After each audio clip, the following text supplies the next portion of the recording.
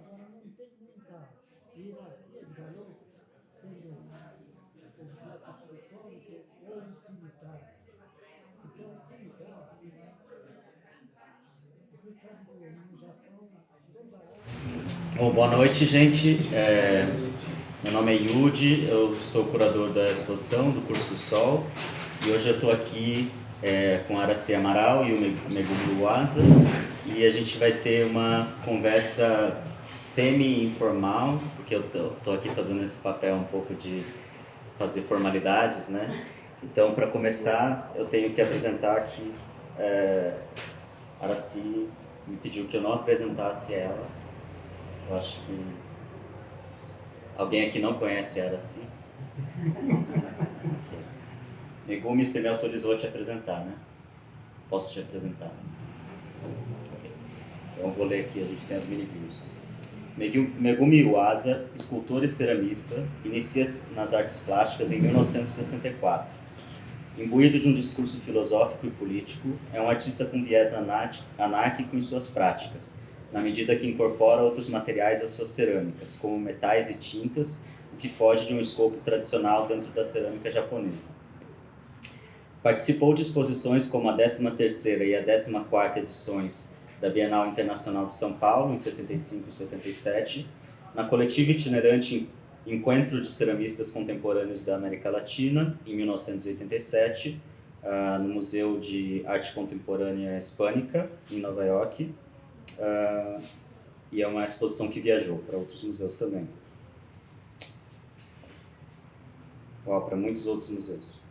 Além da coletiva Laços de Olhar, em 2008, o Instituto Tomiotaki, que foi no marco do centenário da imigração japonesa, e agora, em 2023, integra a presente exposição coletiva O Curso do Sol na Gomide. Então, antes da gente começar, eu só queria falar um pouquinho, né, contextualizar que essa exposição, O Curso do Sol, é uma exposição que foi pensada para acontecer em paralelo com a Bienal de São Paulo, né, dentro desse calendário da galeria, e ela é parte de um programa sobre arte na América Latina, e está na sua 3ª edição. Nessa edição, fui convidado para pensar junto com a galeria uma exposição sobre a diáspora japonesa na América Latina, né, pelo Thiago e pela equipe. E então a gente foi conversando desde o ano passado e pensando em como fazer isso, né? A gente tem limites de espaço, de tempo e de, né, capacidade de dar conta de um tema tão amplo como esse. Mas a gente, então, selecionou alguns temas e, como vocês viram ali, a gente tem tanto artistas do Brasil como da Argentina, do México, e a gente tem artistas do Japão também e que viajaram por outros e tiveram morado em outros países da América Latina também, que é uma coisa que eu estou curioso de saber da sua exposição que você participou depois. Então, para começar, a gente estabeleceu uma dinâmica de falas iniciais, né? A gente estava conversando aqui sobre possíveis inícios para cada um, uma forma de apresentar e trazer cada um para esse contexto, né? Eu acho que cada um pode falar um pouco melhor dessa aproximação do motivo, né? Da forma de se relacionar com essa história, né? da arte entre os nipo-brasileiros. E só queria comentar também que o Megumi Uasa passa a ser representado também pela galeria e é um artista participante da exposição. Bom, alguém tem preferência para começar? Quero para lá para ficar logo livre. A Giovana está controlando o tempo, a gente vai ter 20 minutos e... vou falar menos. E bom, a gente estava conversando, a ideia era assim um pouco que tem uma trajetória bastante longa com o assunto, né? Desde os anos 60 começou pesquisas sobre os artistas brasileiros e também alguns desses artistas da exposição como Fujita, né? A Aracy organizou uma exposição que tem um catálogo lindo que ela me mostrou agora, que agora é uma raridade, né? Então, convido você, Aracy, a compartilhar um pouco dessa dessa sua relação com esses artistas que estão na exposição. Tá, eu vou tentar. Inclusive o Legume fala de improviso, então para ele não tem problema. E eu quero resolver logo o meu assunto. Então é Você assim. escreveu? É o seguinte, o que eu fui fazer aqui, depois de ver a exposição, sempre como todas as exposições da Galeria Gomide, extremamente refinada, extremamente cuidada, eu preciso agradeço muito por vocês terem me convidado, e eu resolvi fazer uma espécie de um apanhado sobre minhas 2 experiências curatoriais maiores que eu fiz sobre os nipo-brasileiros, ou os 2 enfoques que foram feitos na minha carreira como curadora e historiadora da arte.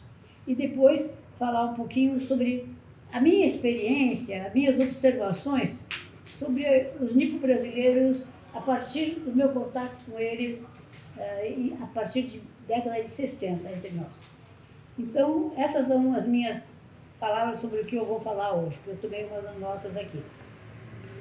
E eu quis fazer uma exposição sobre o Fujita no começo do século XXI, e eu comecei a fazer uma pesquisa que durou uns 7, 8 anos. E foi inaugurada por ocasião do bicentenário da abertura dos portos do Brasil para as Nações Amigas, que era 2008, 1808-2008, e também sobre o centenário da chegada dos primeiros nipo-brasileiros no Brasil, que tinha sido em 1908. Então, a pesquisa que eu estava fazendo sobre Fujita encontrou a possibilidade de haver uma exposição no CCBB de São Paulo. E foi uma pesquisa muito cuidadosa, muito curtida por mim, pelas coisas que eu encontrava, pelo desejo de trazer coisas do Japão, que foi absolutamente impossível, porque os museus de lá não cederam obras, mas foi para marcar também uma personalidade muito especial, que em 4 meses de estada no Brasil, na Argentina ele ficaria 5 meses, nos Estados Unidos ele ficaria também muito tempo, 5 meses, mas foi para ele uma espécie de descoberta da América do Sul. Depois do Brasil ele ia para a Argentina, da Argentina para o Peru, para a Bolívia, para o Peru, para Cuba, para o México e depois para os Estados Unidos. Foi um périplo que ele fez. Quando ele veio para o Brasil, sempre se mencionou que o Fujita vinha fugindo um pouco do fisco francês, a quem ele devia muito. Porque, como vocês sabem, o Fujita era um artista extremamente sofisticado e ele vendia muito e gastava muito. E, então, a exposição foi feita a partir dos contatos que ele fez no Brasil, que em 4 meses ele se encantou com o Rio de Janeiro, fez retratos de Manuel Bandeira, de Cavalcante, de Portinari, foi retratado por eles, foi retratado pelo Ismael Neri, tem até um retrato dele aqui na exposição. Então, ele teve uma grande ligação nesses poucos meses que ele esteve entre nós. Vendeu no Rio de Janeiro, fez uma exposição em São Paulo, onde ele também vendeu, e depois, mas não gostou de São Paulo, achou São Paulo cinza e frio, e voltou para o Rio de Janeiro e depois foi embora. Quem fez para mim um catálogo cuidadíssimo, que para mim é uma das joias dos meus trabalhos como curadora, foi o Carlito Carvalhosa, que nos deixou há pouco tempo atrás, mas eu briguei muito com ele no decorrer do projeto, mas o catálogo foi primoroso, encantador. Eu acho que hoje, para mim, é um dos catálogos mais lindos que já foram feitos. O Fujita, como se diz, veio acompanhado da Madeleine Madi, porque ele tinha sido praticamente abandonado por uma, digamos assim, pela companheira dele, a Yuki, que se apaixonou de repente pelo poeta Robert Desnos, em Paris, e ficou lá. E ele então veio com a Madeleine, que aprontou com o Fujita, era um casal bastante, digamos assim, saltitante, costumo falar outras coisas. Ela dava escândalos no navio, dava escândalos nas festas em que ia, dava escândalos nos meios sociais que eles passaram a frequentar, seja no Rio de Janeiro, seja na Argentina, seja no Peru, seja onde fosse que eles estivessem, sobretudo no México e em Cuba.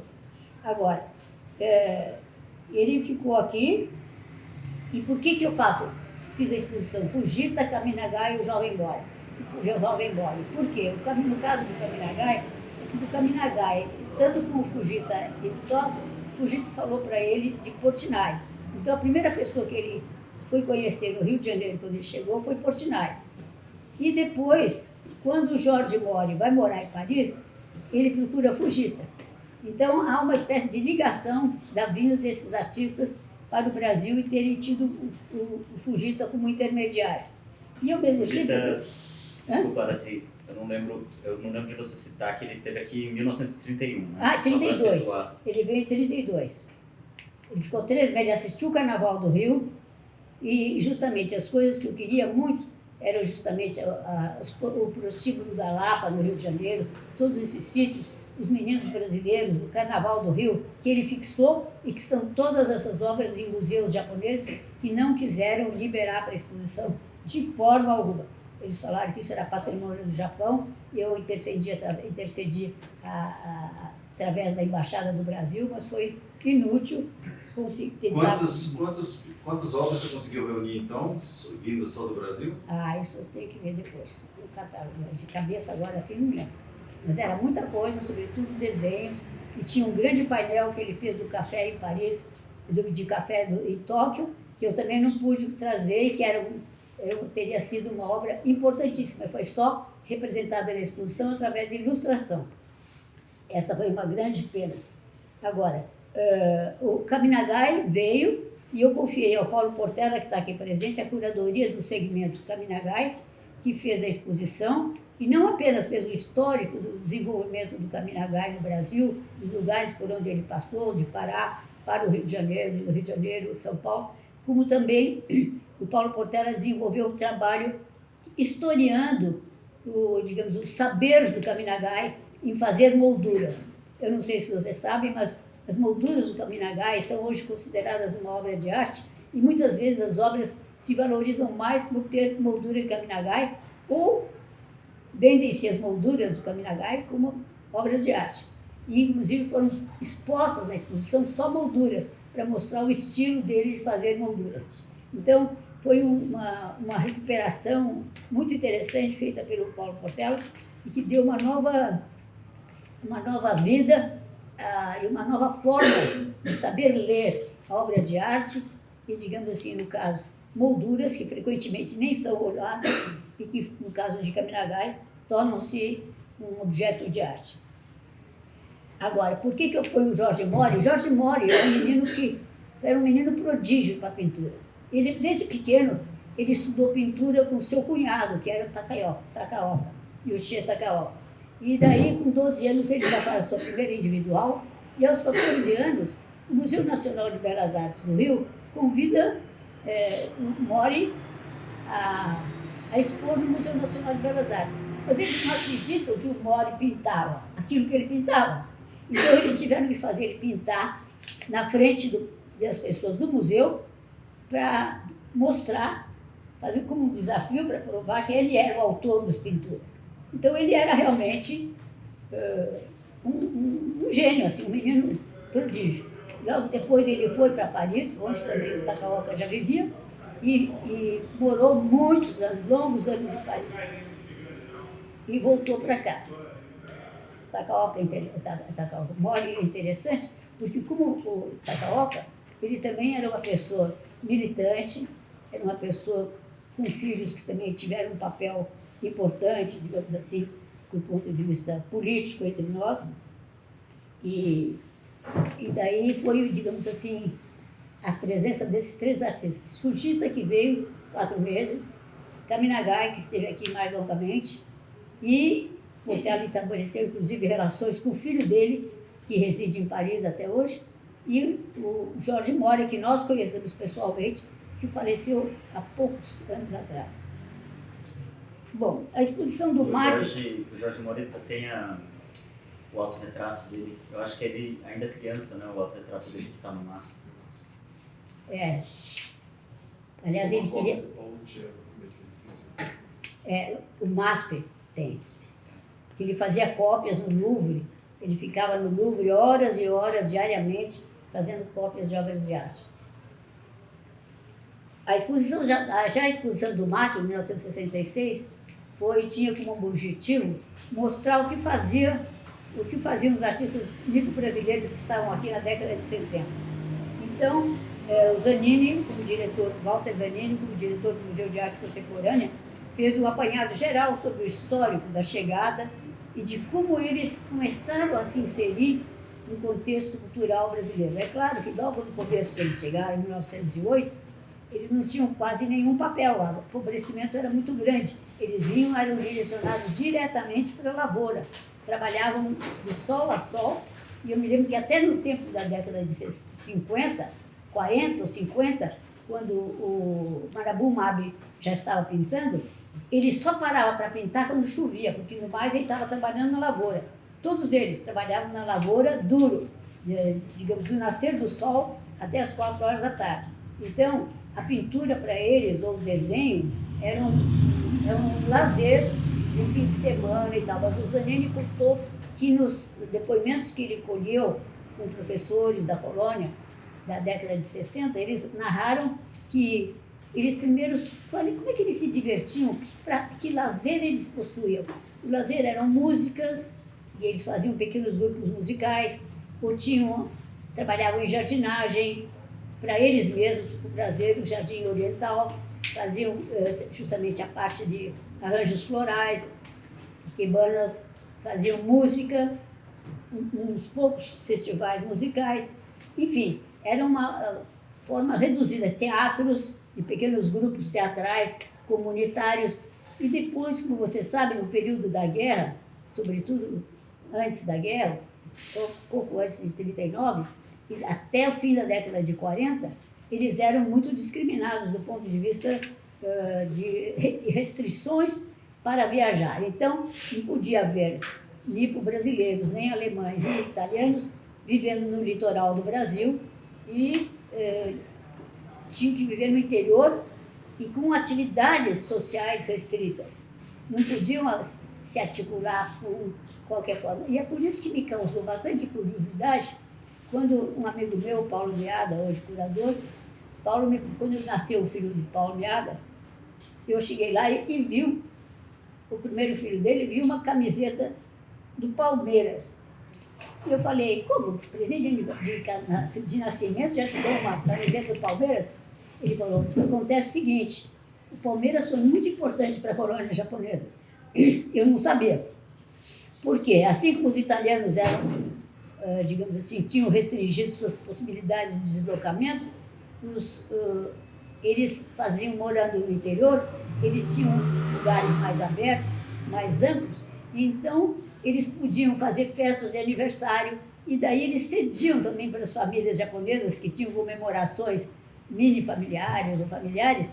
Então havia um entrosamento que eu ignorava que tinha ocorrido na época da década de 40, e eles muitos se tornaram até hoje torcedores do Palmeiras, coisa que eu não tinha conhecimento nenhum desse aspecto, mas foi curioso. E daí isso foi um dado, por exemplo, que eu percebi que tinha acontecido. Até nessa época já começam a aparecer os jornais brasileiros, né? E começa pouco a pouco, depois que termina a guerra, começa pouco a pouco o deslocamento maior, a possibilidade de deslocamento para grandes cidades, para estudar, em vez de ficar só na lavoura, eles começam a fazer faculdades e começam então a se destacar e se dirigindo para outros lugares. E já tendo uma outra referência que não existia antes. A imprensa, por exemplo, também, que tinha começado com o Burajiro Shihou, em 1917, depois com o Nipak Shimbun, tinham se extinguido em 1941, por causa da guerra, e depois surgiram, e no Brasil hoje são existentes ainda o Nikkei Shimbun e o Guatapará Shimbun. Agora, eu queria lembrar também, falando em edição, em editores e imprensa, de um editor japonês, nipo-brasileiro, aliás, incrível, que marcou um tempo aqui na década de 60, 70, 80, que foi justamente o Masao Ono. Masao Ono é um artista gráfico que merecia até haver uma exposição sobre ele, porque ele era sofisticado, brilhante, charmoso, por isso que ele teve tantos netos, e ele, digamos assim, encantava, digamos assim, com a sua personalidade, várias pessoas que se aproximavam dele, todos que se aproximavam dele. E ilustrador, ele se interessava tanto pela arte oriental como pela literatura e pela poesia. Inclusive, ele foi o editor da nossa poeta Hilda Hilst. Bom, agora, nós temos que lembrar também que um livro que mexeu profundamente com a memória dos brasileiros foi o livro de Fernando de Moraes, Corações Sujos, que em 2000, que publicou esse livro em 97 e que em 2000 foi lançado como filme, né? E que falava justamente do problema da Schindorremei no interior de São Paulo. Porque... Problema da? Schindorremei. Como é que se chama? É uma seita, como é que você pode dizer? Um grupo? Como é que você pode dizer? Hã? Schindorremei? Ficou São os conhecido. partidários. Partidários que eles não admitiam que A tivesse guerra, havido o a Japão derrota do ganhou a Japão. guerra. Eles achavam que o Japão, eles não acreditavam que... Então eles Tipo perseguiram, mataram 23 imigrantes e feriram 150 pessoas no interior do estado de São Paulo. Perseguiam as pessoas que se recusavam a aceitar a derrota do Japão. E isso foi uma carnificina na colônia japonesa muito grande em 46, 47, até justamente esse grupo ser aniquilado. Mas esse livro teve muito sucesso, o filme também, mas ficou numa época muito difícil. Agora o Hilde Rafael mesmo lembra no seu texto que a Bienal de São Paulo vai alterar um pouco essas coisas, porque a Bienal de São Paulo começa a trazer na candidatura dos japoneses, dos nipo-brasileiros que se candidatam a entrar na Bienal, alguns talentos, algumas personalidades que antes eram ignoradas. E eu estou referindo, por exemplo, a uma Marabubabe, né, que ganha o grande prêmio de pintura na segunda edição da Bienal, e, do ponto de vista nacional também, o grande pintor nacional da quinta Bienal é considerado o Manabumabe o vencedor. Assim como está alavancando personalidades como Tomio Otaki. Enfim, é um momento de internacionalização, quer dizer, não está mais só com a família artística paulista, ou, digamos assim, esses pequenos grupos que havia, digamos assim, no Brasil, seja no Rio de Janeiro, seja no interior dos nossos estados, de São Paulo, no Rio de Janeiro, no Museu Nacional de Belas Artes, mas havia, então, uma presença internacional ocorrendo entre nós cada 2 anos. E isso alterou totalmente, tanto que o próprio Partidão, o Partido Comunista Brasileiro, pediu para os artistas de esquerda não participarem da primeira Bienal. E houve uma grande cisão aí, porque o Portinari foi convidado pela Bienal e o Portinari era partidão e participou da Bienal de São Paulo. Então, a partir daí, começa a haver uma espécie de diáspora das pessoas de esquerda, participam, não participam, ter atitudes autônomas, independente do que o PCB mandava, e o próprio, por exemplo, Portinari, como vocês sabem, se candidatou a senador ou deputado por São Paulo, e foi eleito, né? Não me lembro mais, mas se foi eleito ou não, mas eu estou dizendo, houve uma dificuldade de seguir as regras do Partidão por artistas de esquerda, e nesses também se inclui, digamos assim, um artista como Takaoka, né? Claro, cujo filho também foi militante, né? É curioso todas essas atitudes, porque para um controvertido crítico cubano, o José Gomes Ficre. José Gomes Ficre era o presidente da Organização Pan-Americana de Arte, da Cultura, e o presidente e diretor do Museu Latino-Americano em Washington. Porque a gente chamava ele cubano gusano, porque ele era vendido aos Estados Unidos, mas ele era cubano. E ele disse, por exemplo, para mim, num depoimento que me deu na década de 70, que o maior artista brasileiro era Manabumabe para ele. Depois ele falava também da Tomio Otaki, ele dizia que os ricos brasileiros dominavam o ambiente de arte do Brasil. Porque ele realmente, como depois, posteriormente, viriam críticos de outros países para o Brasil, cada vez que ocorria uma Bienal, para ele via só a distinção dos artistas nipo-brasileiros. Para ele, eles eram o máximo digamos assim, pelo recado visual que eles davam diferenciado daqueles brasileiros. Mas eu acho que, de qualquer forma, a gente pode gostar ou não de uma forma total assim da pintura do Banabu Mabi, mas a gente sabe também, eu estava até falando agora isso com o Migumi, ele tinha um carisma, o Banabu Mabi, impressionante. Eu estive com ele uma ou duas ocasiões e precisei ir na casa dele por causa dessa exposição da década de 60, e ele era um homem profundamente interessado também em outros países. O que ele reunia na casa dele, digamos assim, de joias da arte pré-colombiana, mexicana, peruana, boliviana, eu fiz uma pergunta para ele, que é claro que ele não me respondeu, eu falei, mas você trouxe uma coisa tão enorme, como é que pode sair do México isso, que essas coisas no México são consideradas patrimônio nacional? Ele deu uma risadinha para mim assim, não respondeu nada, claro, né? E eu fiquei com cara de bobo olhando aquele monstro enorme, uma peça gigantesca, escultórica. Como é que ele podia trazer coisas do Peru, do México? Não sei como é que ele conseguia trazer. Ele trazia. E a casa dele era um centro também de jogo, né? Como é que se chama o jogo? Marchão. Ele jogava isso aí e reunia várias pessoas da colônia, artistas ou não, e ele tinha realmente uma presença, assim, quase que política e social muito forte. Outra coisa que eu queria mencionar também. O que você pensou aí, Migumi, que você não está falando? Fala? Um pouco como o senhor feudal da arte para os artistas também. Também. Então, tá vendo? Agora, nunca se falou ainda, não se chegou ainda a fazer uma espécie de a crítica dos senhores feudais à arte no Brasil por parte dos nipo-brasileiros. Ele deu um capítulo que vocês têm que escrever. Você. Nos bastidores. Você. Muita coisa ocorreu.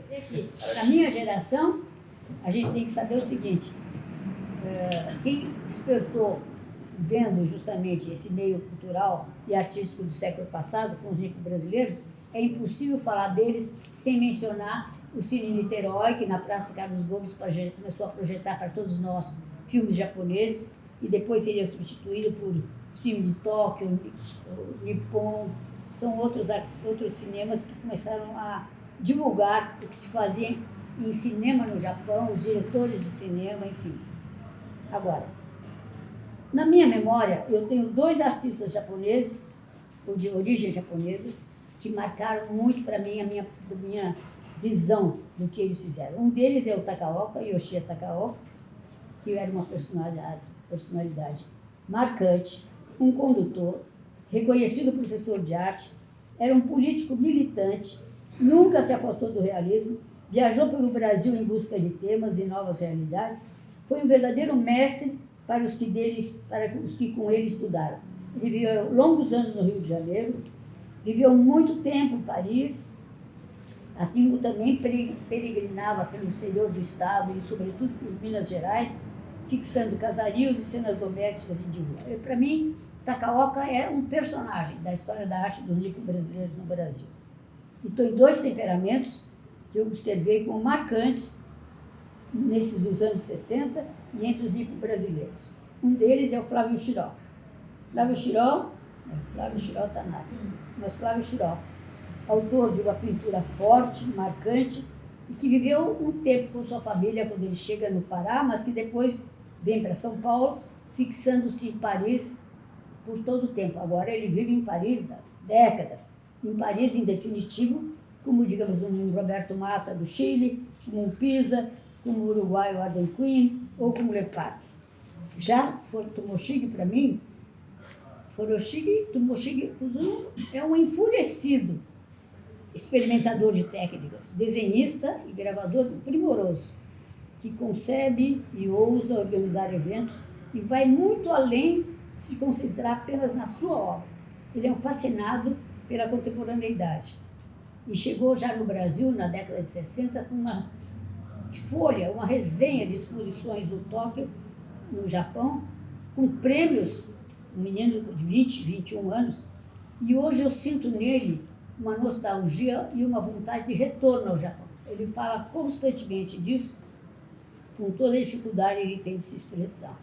Olha, ele foi professor na FAAP, na ECA, e eu acho que a sua comunicação com o outro se dá antes por sua obra do que por sua palavra, porque ele não tem mais domínio dessa palavra. Mas ele, apesar de ele ter tido até o momento, ele tem uma obra que ainda não foi suficientemente divulgada ou promovida. E eu vejo também, eu queria mencionar agora da sua exposição, 2 artistas em particular que eu notei que você incluiu na exposição, seja o Wesley Duquilly como o Leon Ferrari. O Wesley Duquilly, para mim, é um artista reconhecidamente maneirista, extremamente dotado para o desenho, a maneira japonesa, que ele incorpora em seu trabalho, que ele incorpora no seu trabalho a partir de uma estada que ele teve no Japão.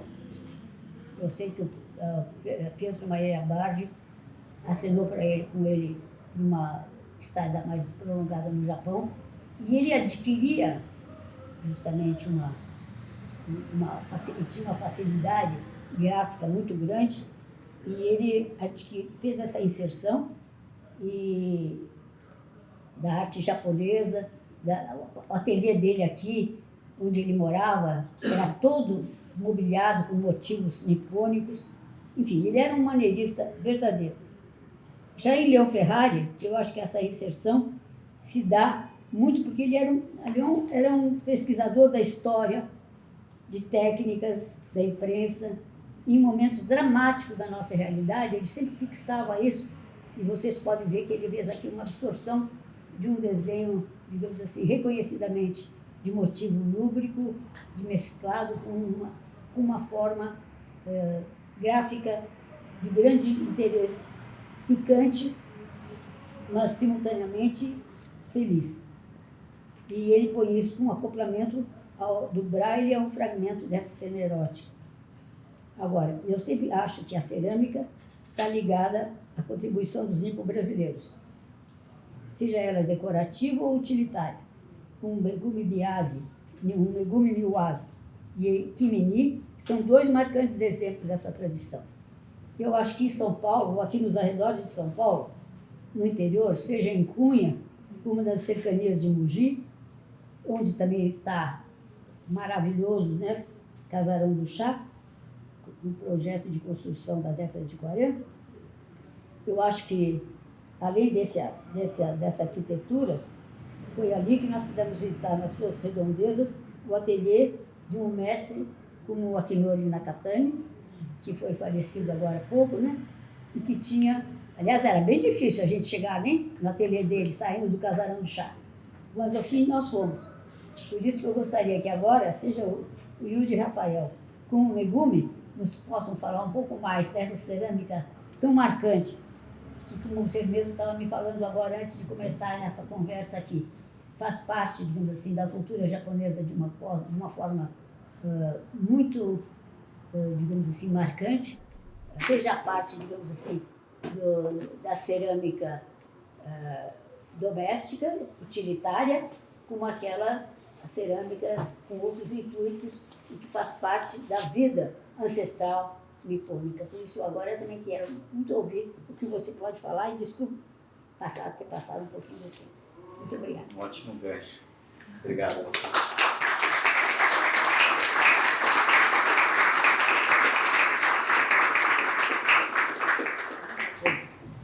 Bom, teve tantos ganchos na sua fala, como quando você começou a falar do Yoshia Takaoka, tem uma coisa que a gente até registra aqui, que é a caminhada dele para o Rio de Janeiro. A pé. A pé.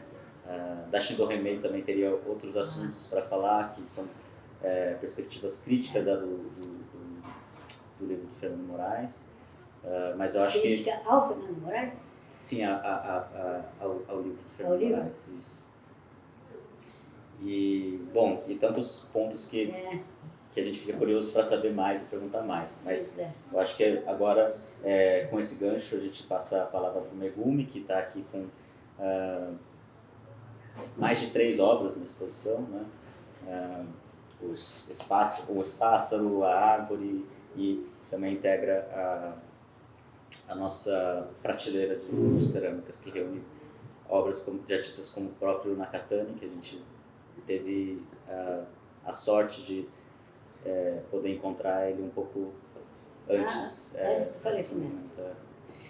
E, então, Megumi, passo a palavra para você. Antes de falar sobre o meu processo, eu queria agradecer a Aracy por essa leitura minuciosa dos nossos artistas.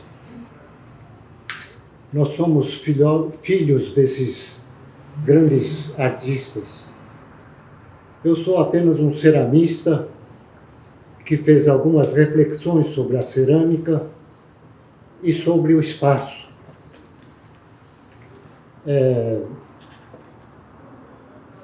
A leitura da Aracy enriquece a própria criação da obra desses artistas, porque o leitor é um coautor, não da obra em si, mas da obra, ou seja, tudo que influencia a produção da obra, eu chamo de obra da obra, tanto antes como durante a execução, como depois da execução. Nenhuma obra está terminada. Ela sempre continua a sua trajetória. E há momentos em que a antecedência produz uma procedência. Na verdade, a repetição é quase o sinônimo do artista. Ele faz e refaz o que ele tem como temática, o que ele tem como sentimento, como emoção. E nenhuma obra é totalmente acabada. Ela vai evoluindo conforme as relações que ela vai tendo através de pessoas que olham e fazem a leitura. E essa leitura da Aracy do Amaral foi preciso muita pesquisa. É uma guerreira que estudou muito para poder falar de cada um deles. E gostei muito de citar a citação do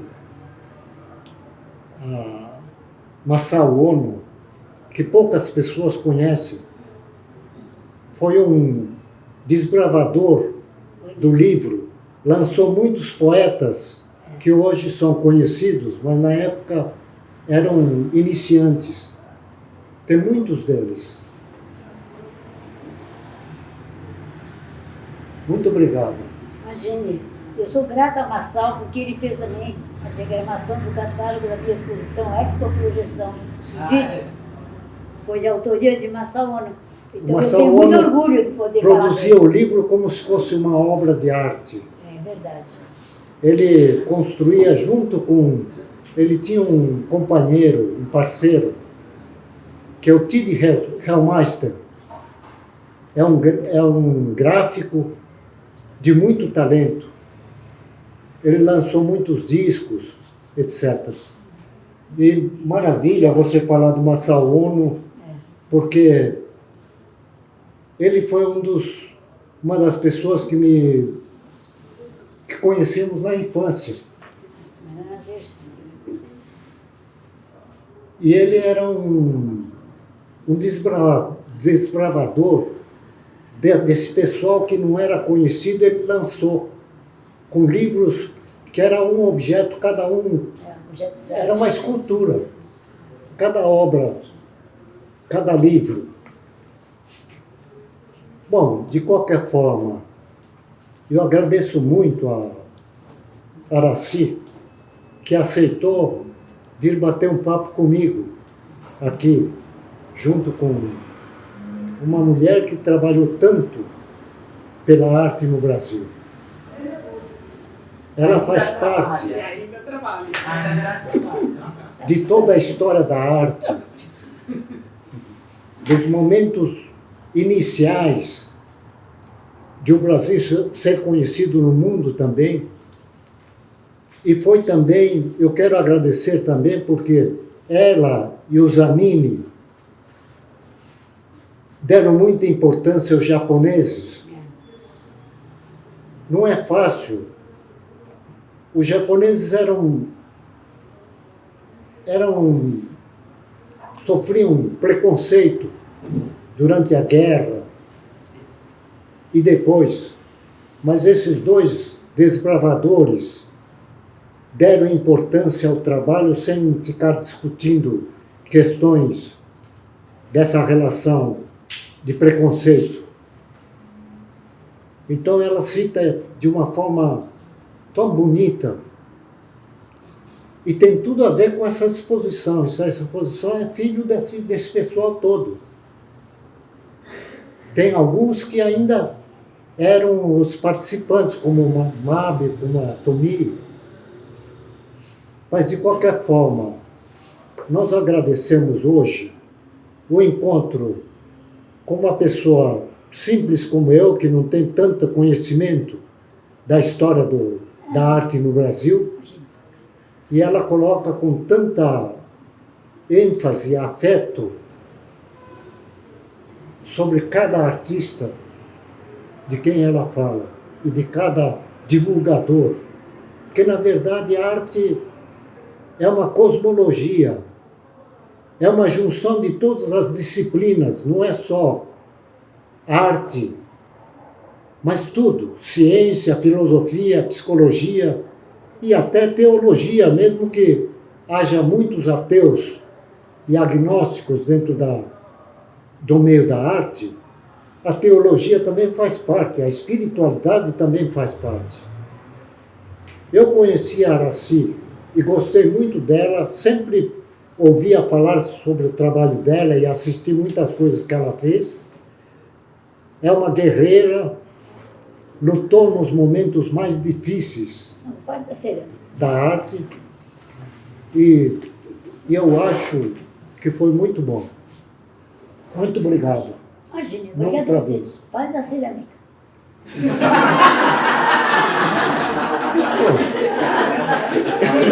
Um pouco sobre o meu projeto, o meu processo.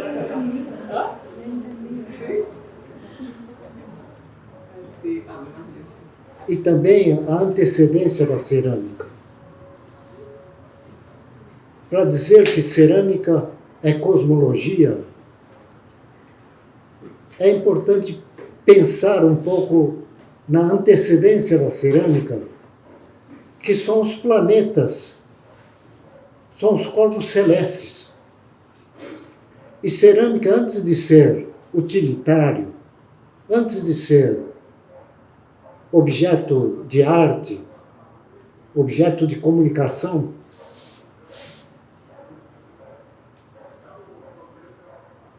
ele é uma cosmologia.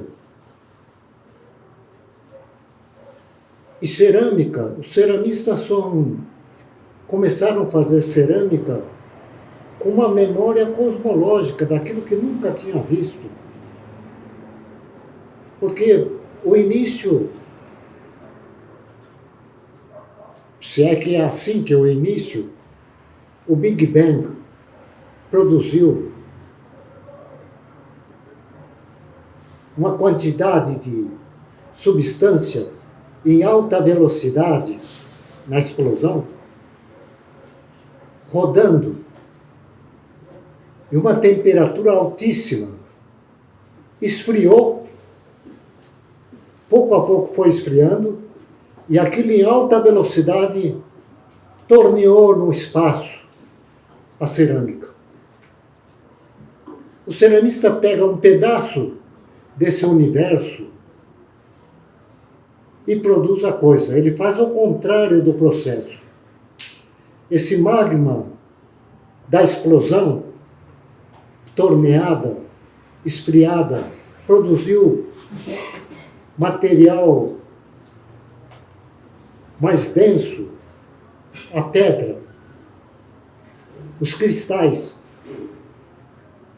a argila que o ceramista trabalha é decomposição dessas pedras, como quartzo, feldspato, granito, etc., que virou terra, virou argila. Ele pega esse material modela e produz e queima para virar pedra. Uma pedra precária, feito dentro de um forno. A mesma energia que produziu o magma no espaço, em alta velocidade, se tornou, ficou redondinho, é a energia do forno. E isso não é fácil, porque é um processo que você pega uma massa mole, a água, o ar, o fogo, tudo participa para fazer a cerâmica. É muito complicado. Mas vamos encontrar ceramistas em todas as partes do mundo. Porque no fundo, cerâmica é a procura da origem. De onde vim, para onde vou. Antes de fazer os objetos, é esta relação cosmológica. Não havia terra, não havia argila, havia magma, havia vidro derretido.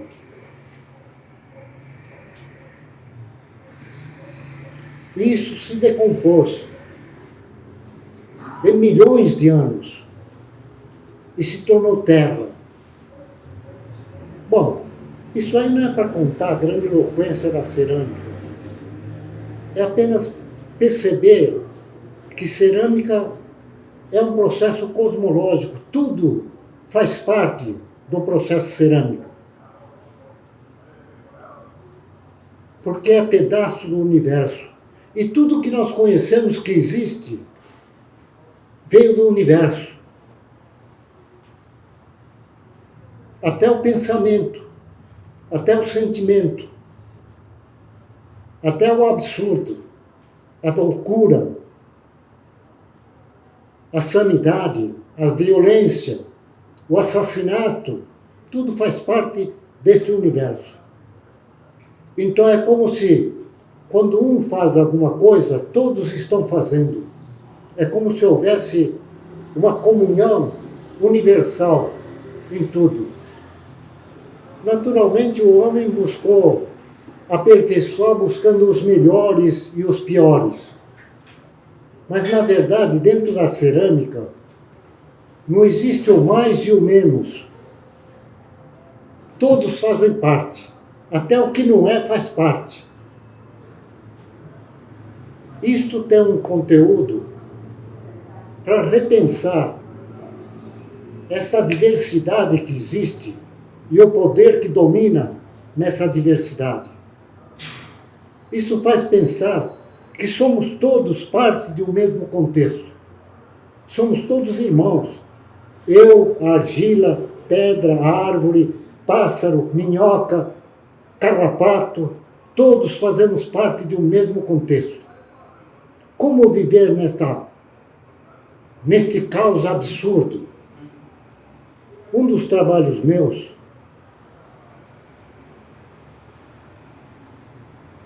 é baseado no teatro do absurdo, porque o absurdo faz parte da arte. O artista também, vendo o absurdo da sua própria vida, ele partiu para fazer uma coisa que não fizesse parte do contexto de todos. Ele quer fazer alguma coisa diferente. E para isso ele desenvolveu várias habilidades, inclusive da fé. Porque ele vai em busca do desconhecido, do que ele não sabe. Como é que ele vai fazer? Como é que a racionalidade pode trabalhar o desconhecido? É com fé. E com muito afeto. É isso que, de certa forma, eu aprendi fazendo cerâmica.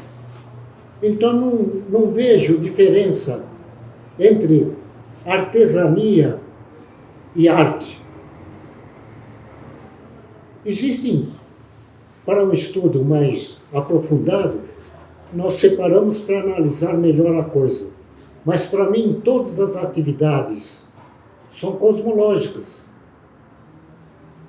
Todas as disciplinas têm um contexto de junção de tudo.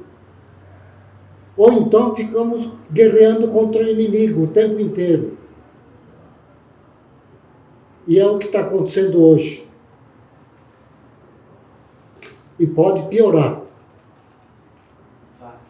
Então, essa cosmologia da cerâmica não é uma cosmologia da cerâmica. É cosmológico de todas as atividades e de todos os acontecimentos, não só do homem, de todo o universo.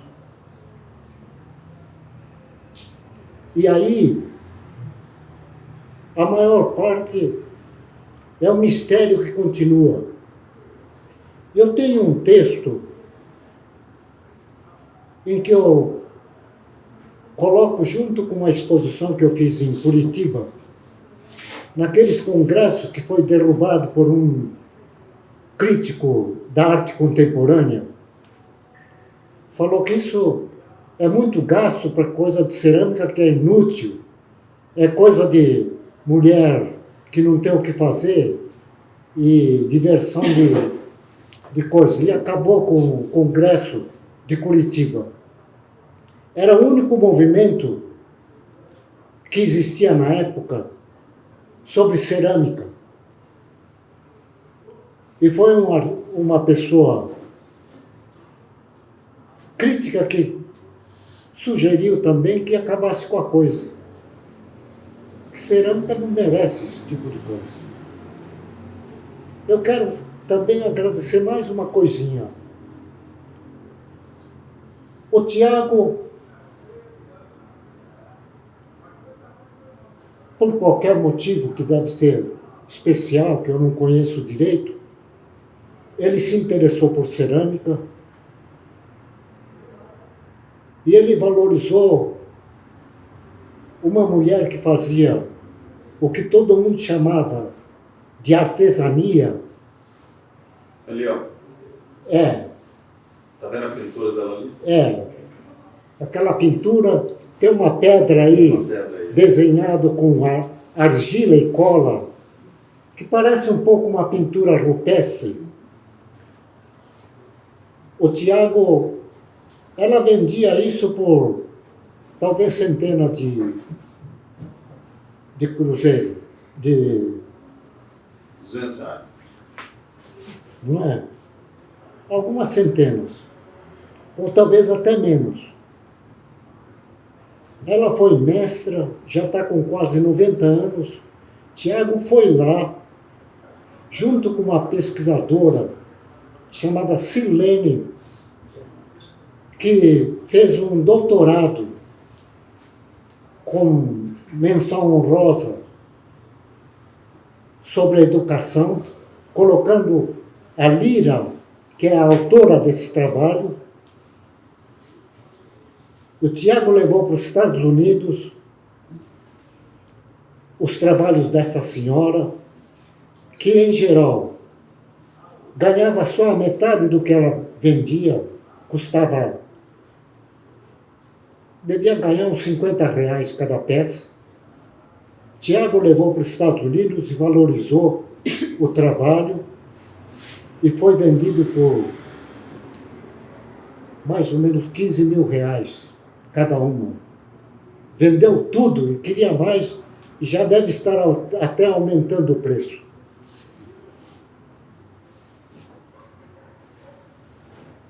Nunca vi também uma exposição de arte contemporânea com artesanias diversas de cerâmica, como ele está fazendo nessa galeria. E para ele não fica discutindo se é artesanato, se é arte, se é cerâmica, se é... Eu acho que essa galeria está mostrando uma coisa muito importante, com pesquisas muito especiais.